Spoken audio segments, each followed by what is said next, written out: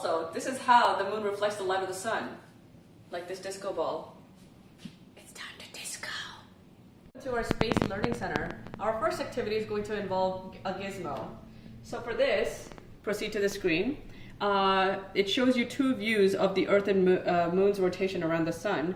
For this, we suggest leaving the axis alone, but taking the simulation speed to the max. That will be one cycle. For your next cycle, you want to do a 2D view, which shows you the daily position of the sun in the sky from the Earth. For this, we suggest moving the simulation speed down. That will be your second cycle. For your third cycle, please view the position of the sun or the shadows of the sun on a sundial.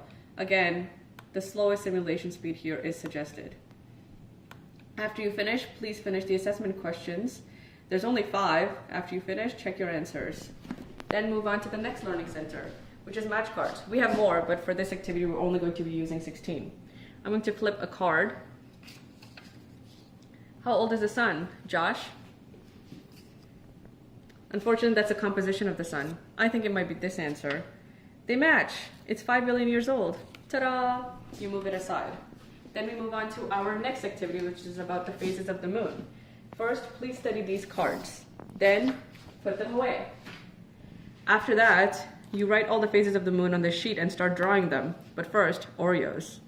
So, for example, I've already got first quarter and waxing crescent. I'm going to take all of this away, and suddenly, I have a new moon. After you finish all your phases, please check your answers with this sheet. And we suggest using the twist and pull method so you get cream on both sides of the Oreo. Everyone can share.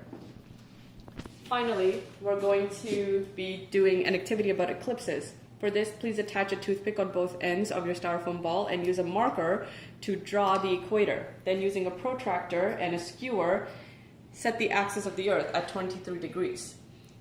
Using a small ball and a pipe cleaner to act as your moon, we're now going to start the eclipse demonstration.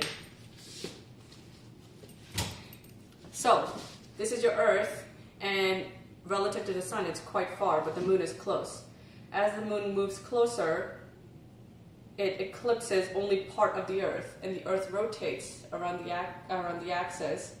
You notice only certain parts are obscured. Then the moon keeps moving and is completely obscured by the Earth. That's a lunar eclipse. The first was the solar. And that is the end of our learning centers. Thank you for watching.